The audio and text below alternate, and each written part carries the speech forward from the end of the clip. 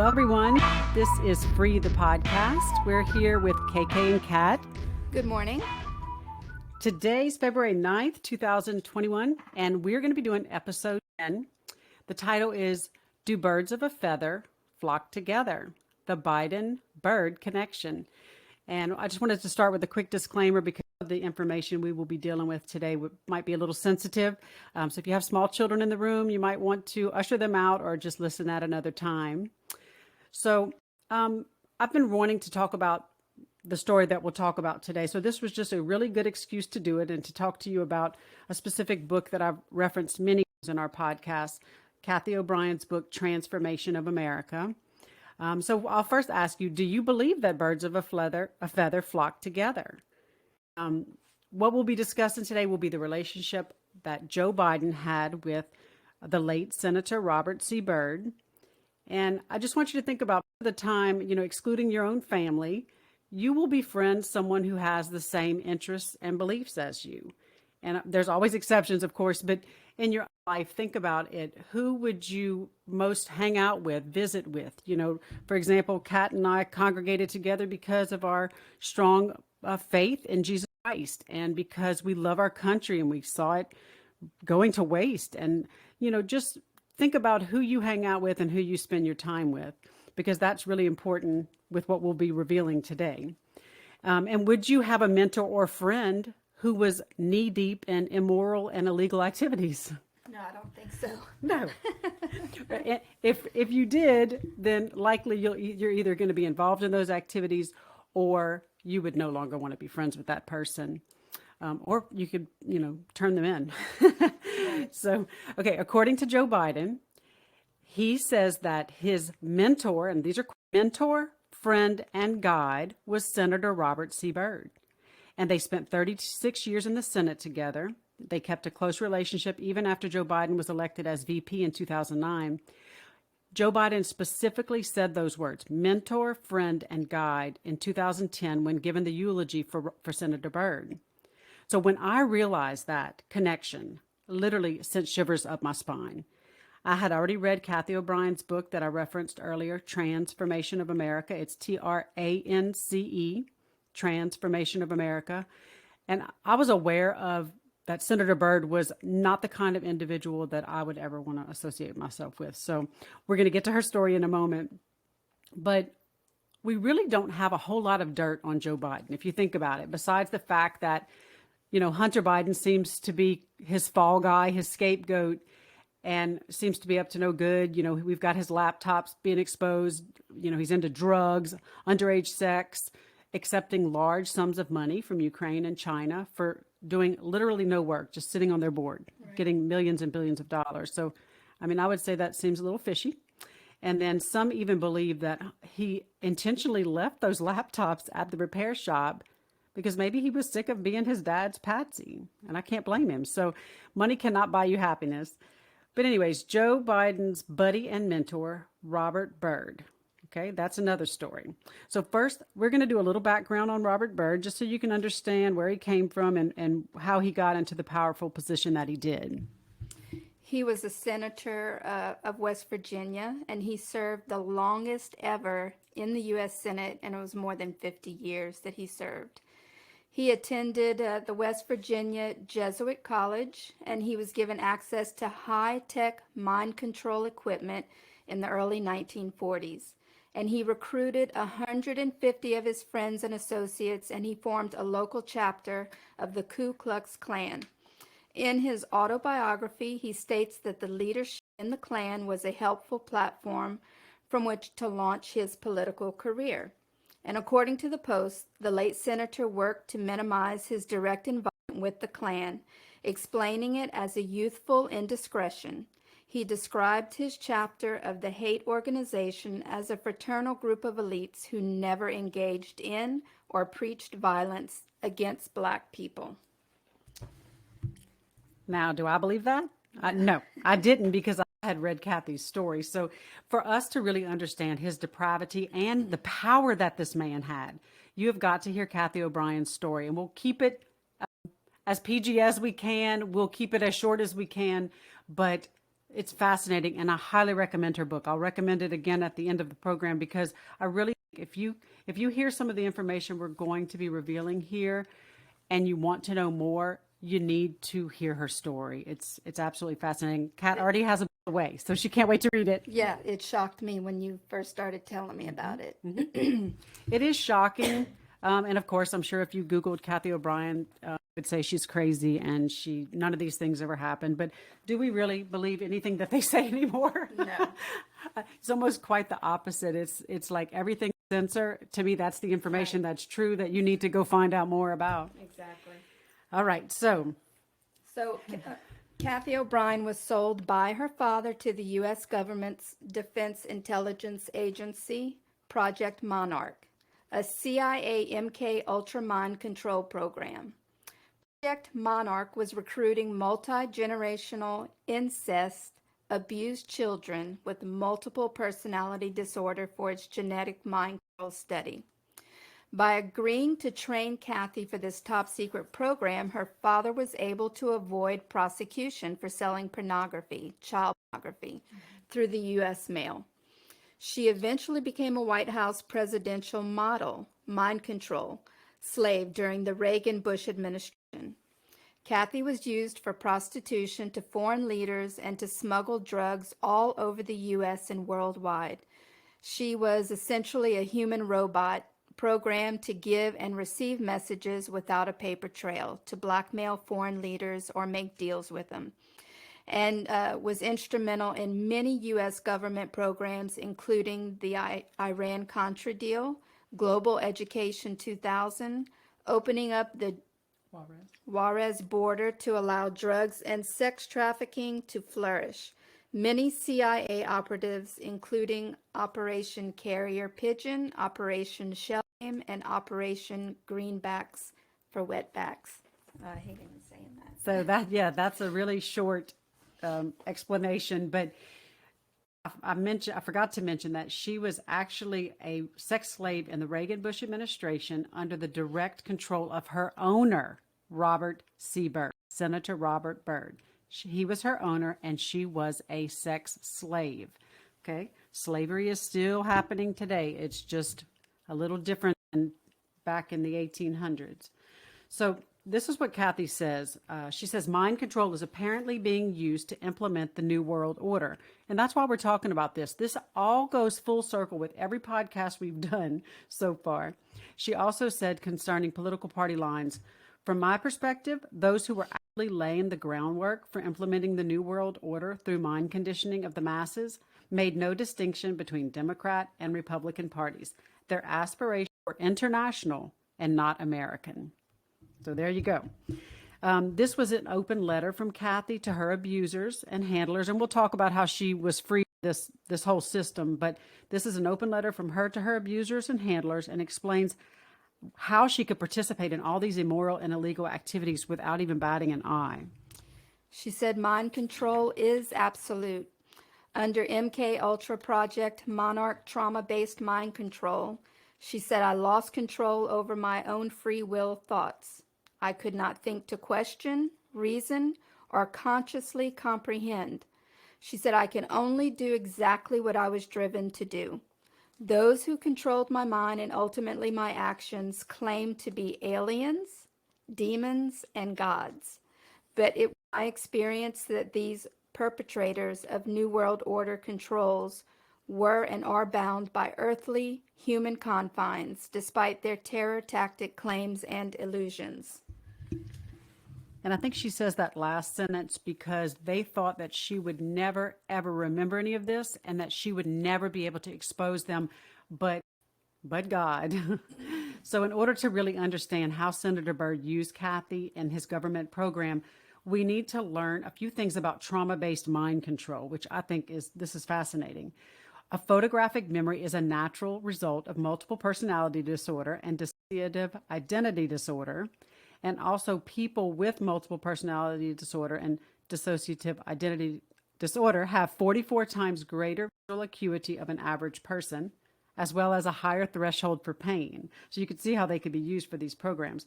Severe trauma causes compartmentalization of memory, And so these were attributes that the government researchers involved in MK Ultra Project Monarch were looking for in their recruits because they could use them for military and covert operations. So at a young age, because Cathy had been sexually abused physically, sexually, psychologically since birth, she developed these individual compartments, or she would call personalities, to deal with each abuse, with pornography, bestiality, incest, her psychological abuse from her mother and her father, physical abuse, even prostitution. Her father, her Uncle Bob, would prostitute her out to friends, government officials, priests, and Freemasons in the community. I mean, this poor girl. So she had a personality that attended school, and that was kind of her functional, she says, normal personality. That's how she functioned most normally, and that's also how she covered up the abuse that she was dealing with on a daily basis. So I wanted to define multiple personality disorder, dissociative identity disorder, according to Cathy.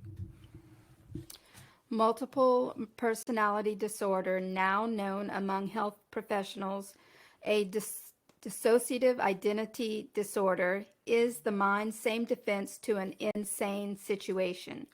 It is a way of dealing with trauma that is literally too horrible to comprehend.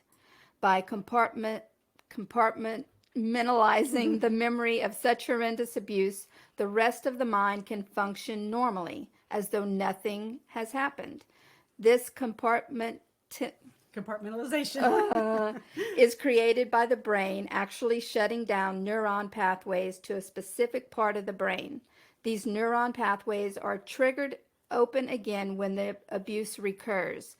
The same part of the brain that is already conditioned to the trauma deals with it again and again as needed.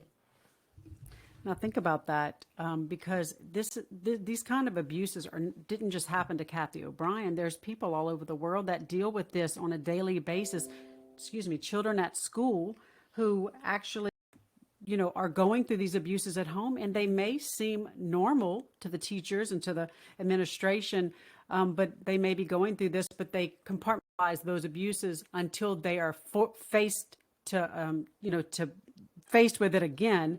And that's when the brain opens up that pathway to deal with that abuse, whether it be, they're being beaten by their father, mother, they're being sexually abused. So just for you to understand, I think that this is very interesting for anyone to know. Right. Mm-hmm. So when Cathy was 8 years old, she was making her first communion into the Roman Catholic Church. Her parish priest I'm giving these names of the places because I want to understand she's not just making this stuff up, right? So this was her parish priest at St. Francis of Assisi Church in Muskegon, Michigan. His name was Father Don, as well as Guy Vanderjack, and he was working secretly for the Vatican and later became a congressman. They put her at 8 years old through a blood ritual where she explains the talk that they had with her. The talk, blood trauma, and sexual abuse that ensued conditioned my brain to readily accept programming throughout the years that deliberately merged both U.S. government and Jesuit mind control efforts for New World Order controls. So by 8 years old, they were already grooming her for this Project Monarch. How sad. Mm-hmm. Once Cathy was 13 and many of her abusers were no longer interested in her because she no longer looked like a child, she was then introduced to Senator Robert Byrd, who had brutal perversions, where he subjected Cathy to near-death tortures, more pain than any human could logically withstand, where she still has hundreds of scars on her body today. She was dedicated to Robert Byrd, and that meant that he would be directing her future in Project Monarch, while her father would still raise her according to the specifications of the project. It would be another 6 years before Senator Byrd would become her official owner. Okay, so her father just had a 6th grade education. And he ended up becoming very powerful and very wealthy, and also made other babies, for Project Monarch. So it was not just Cathy. Her brothers and sisters were also groomed into this program, and he was briefed at Harvard University on how to raise them according to the project. We'll talk about some of the programming that they use, shows, books, that kind of stuff later on in the broadcast. So after Cathy was dedicated to Senator Byrd, he took her out of the public school and put her in a Roman Catholic school. And remember, I told you that was her only normal personality that she had, was school, her school personality, and this broke the last normal personality that she possessed. It took away her safe haven and which was school. And most of the administration were working to produce at this particular school were working to produce Project Monarch mind control slaves of the students there. Cathy says it was so awful, and then in her own words, this broke my heart. She said, "I could no longer differentiate between Catholicism and Satanism." Oh, wow. And here's a list compiled from Trance. Formation of America of programming, shows, and books used to program Cathy and groom her for Project Monarch. The Wizard of Oz, Cinderella, I Dream of Jeannie, The Brady Bunch, Gumby and Pokey, Bewitched, Alice in Wonderland, country music like Freedom Train and Over the Rainbow by Merle Haggard, Peter Pan, E.T., Star Wars, The Never-Ending Story, and Of Mice and Men. Now, some of those don't surprise me, and then some of them do. I watched The Brady Bunch. Right. Yeah, I know. I mean, now that I'm saved and I understand the purpose of the media to really to indoctrinate us in so many ways, you see it in just the shows that you watch. Even my favorite television show, and look, I had to delete them all off of my DVR, was Friends. Yeah. But that was when I was in college, and of course they make it look like it's okay to sleep, to sleep with your boyfriend and to move in together, and they're congratulating Monica and Chandler because they're moving in together, and it's like it desensitizes you to sin. Right. And so that's just one innocent example that all of these shows have their purposes. So one game was called The Most Dangerous Game, and that was a favorite of Dick Cheney and George H.W. Bush. And I do want to say another disclaimer is we're going to be mentioning a lot of names in this broadcast that may shock you. And, it shocked me too, honestly. When I read this book, it shocked me to see some of the people that I had no idea were so wicked and evil. But these people they are implementing the New World Order. And we've learned so much about the New World Order and, what they do, and that they're really Luciferians that perform satanic ritual abuse. So just please do not be surprised by any in this book. But just to tell you about The Most Dangerous Game, it was a favorite of Dick Cheney and George H.W. Bush. They would go to their hunting camp in Graybull, Wyoming, and there the victims were, quote, stripped naked and turned loose in the wilderness while being hunted by men and dogs. And these were human hunting, kind of like the Hunger Games. And of course, it was secured by military fencing. So there really was no way that they weren't going to, get caught. There was no escape. They were caught. They were tortured and brutally raped. This game was also played at Swiss Villa in Missouri, where CIA agents, politicians, and others would hunt humans for sport.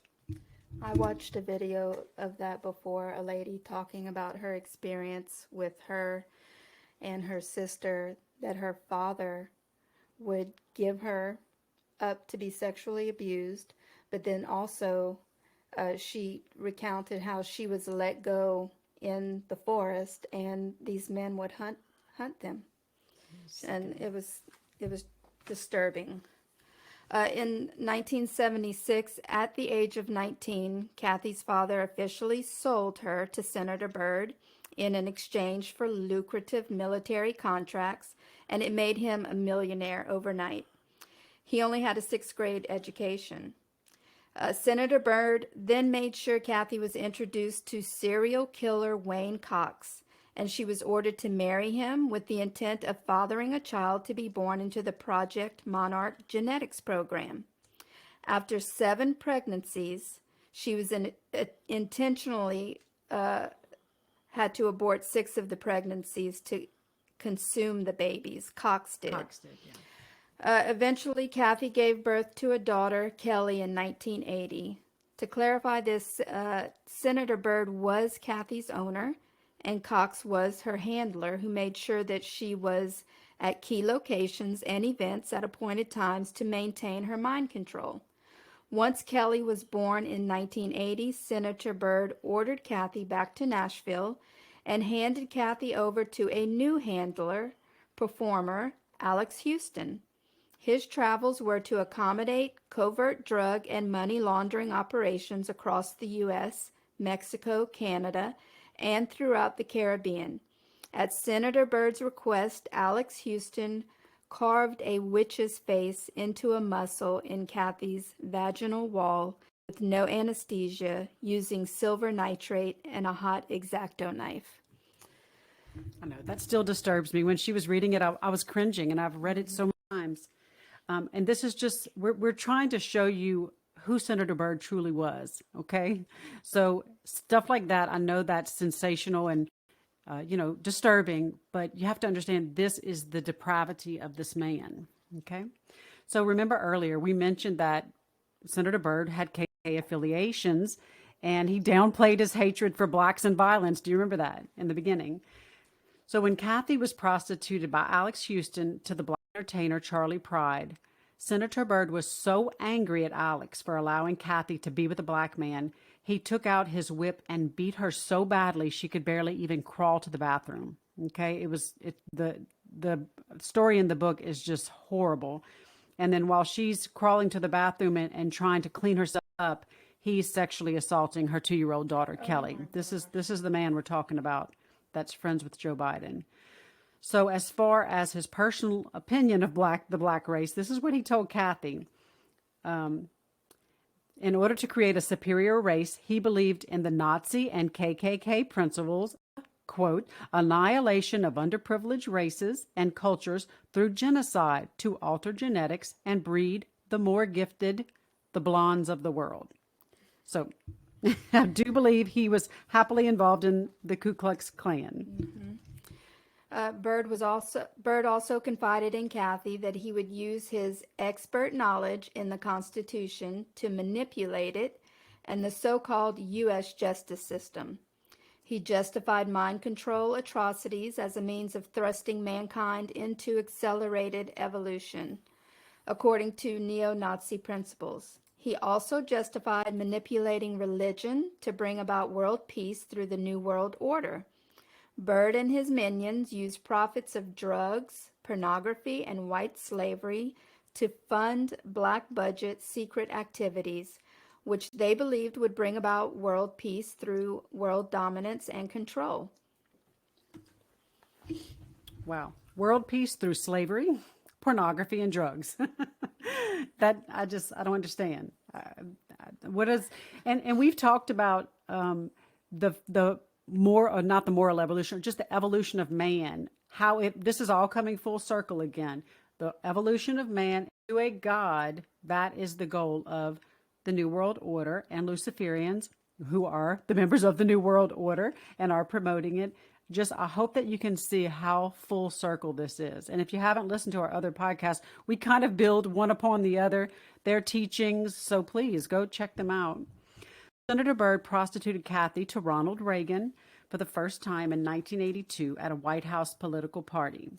Reagan explained to Cathy that the CIA covert activity, as well as the making and selling of pornography that she was forced to participate in, were necessary to raise funds for covert activities. So I know that's very shocking, but Ronald Reagan is certainly not who we thought he was. And if you think about it, Ronald Reagan was an actor. So what we know about actors in Hollywood, I mean, it really should not surprise anyone that he would have been a part of all of this. He claimed that the masses were easiest to manipulate through religion, and that's why he bolstered diplomatic relations with the U.S. and the Vatican in 1984. So, and there's a whole lot more about Ronald Reagan in Cathy's book. I am not going to spill all the secrets, but if you want to read her book, you'll find out he had a lot of strange fetishes, and she does it in a tasteful way. She can tell you all about it. Reagan and the unbelievably brutal Dick Cheney, they ordered Cathy to be the hands-on mind control demonstration of what could be accomplished through the creation of Project Monarch MK Ultra Sex Slaves. For 3 years, she gave demonstrations on Army, Navy, Air Force, and NASA installations across the U.S., where 3 to 20 top brass witnessed the demonstrations, as well as tried out her sexual programming for themselves. I know, that makes me so sad. You have to understand, she was basically like a computer, like that, and that's why her handlers had to have her wherever Senator Byrd needed her, was because they continually were updating her software. You see, she was like a walking, talking computer, and they never, ever in a million years thought she'd remember all of the things that where she had been and what she had done. So methods of mind control, they have Jesuit hand signals, okay, which can trigger sexual programming. And they also can be used to give and receive messages that she was programmed to deliver. So again, that leaves no paper trail, you know.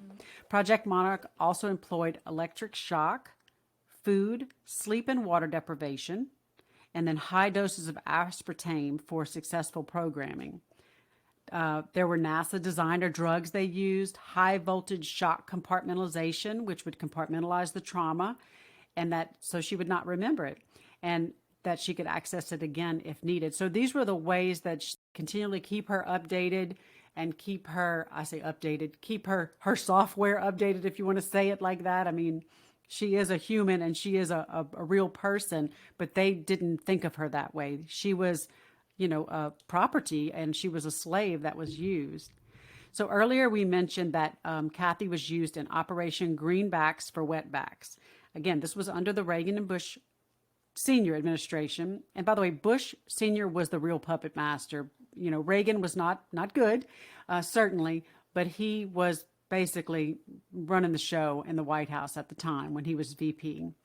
They used NAFTA, which was the North American Free Trade Agreement, to free trade child and adult mind control slaves, pornography, heroin, cocaine with the Mexican president, De La Madrid, and the Mexican VP, Salinas. Okay, so that's Operation Greenbacks, that's money for wetbacks, which is what they considered were Mexican slaves. And they did this through Senator Byrd's position. He was the chairman of the Senate Appropriations Committee. And the U.S. kept up this illusion that they were helping Mexico by funding and building up their tourist areas, all the while. And Mexico's, obviously, president and vice president were involved. They knew what was going on.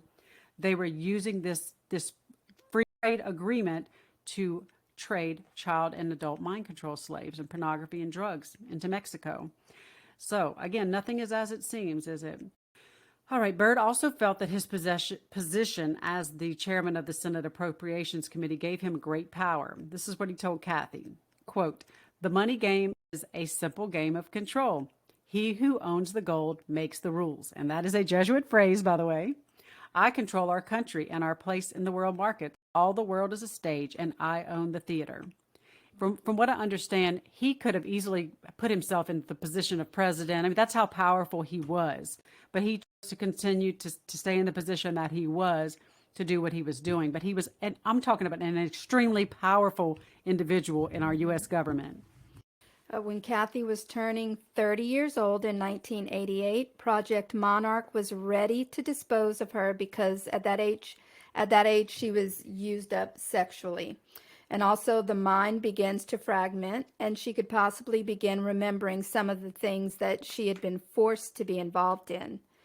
An expert in trauma-based mind control, Mark Phillips, he recognized that Cathy and her daughter Kelly were under MK Ultra mind control, and he made a bold and brave move to rescue them.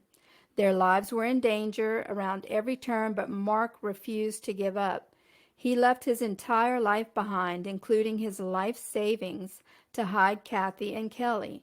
Because of his training in the brain sciences, he developed a method to help Cathy retrieve her memories by having her write them all down.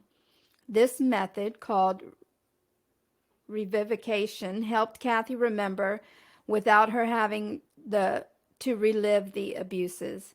It took a long time and a lot of work, but she remembers in photographic detail everything she did and everything that was done to her.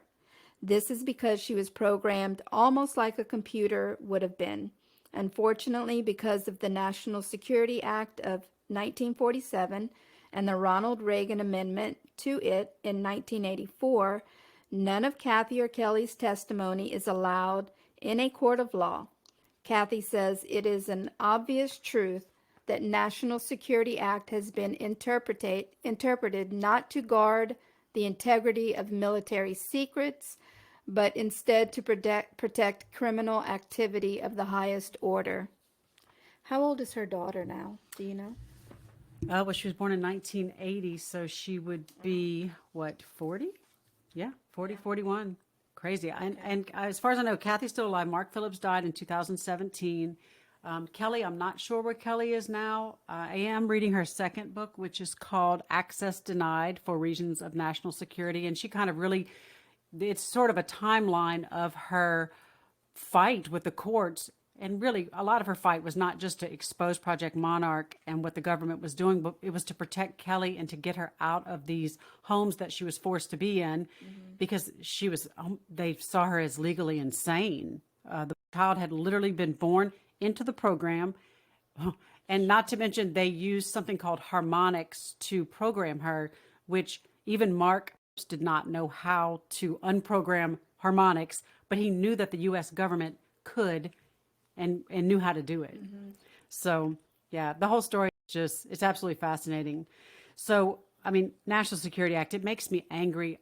I do pray at some point that someone, maybe President Trump, will overturn this act. It needs to be overturned. I understand if it's for, secrets of national security, Right. for military secrets, yes, absolutely, but not to cover up criminal activity. So that act, it's protecting these pedophile traitors, okay, such as Joe Biden's buddy, Senator Robert Byrd. Obviously, he has no care or concern for children or humans at all. He owned not only Kathy, but Senator Byrd owned Barbara and Louise Mandrell. Her father had sold them also to Senator Byrd, and the country singers, and and a lot of the country singers, including the Jackson Five, they use harmonics to make them sing better. And harmonics is through DARPA. Remember, we talked about that, which is a NASA subsidiary, I guess I'd say, and that might not be the right way to say it. So as Senate Appropriations Committee chairman, Senator Byrd was instrumental and used government money to fund these NASA videos, how to divide a personality and how to create a sex slave. Oh, I mean, Byrd has no allegiance to America, only to this Luciferian New World Order. Okay, now we've said all of this stuff, and I want you to remember that this is Joe Biden's mentor, friend, and guide. So we're going to define that. A mentor, this is according to Merriam-Webster, mentor is defined as a trusted counselor or guide. Okay, a friend is defined as one attached to another by affection or esteem. And guide is defined as one that leads or directs another's way. So what does this say about the current president of the U.S. corporation, Joseph R. Biden, that he trusted, esteemed, and was directed and led by a sadistic, pedophile traitor of America? What does that say about him? Right. So It's pretty telling. So, I was saying to Kat earlier today, because we say, how do these people sleep at night? We do not understand. And I know Senator Byrd is passed away now.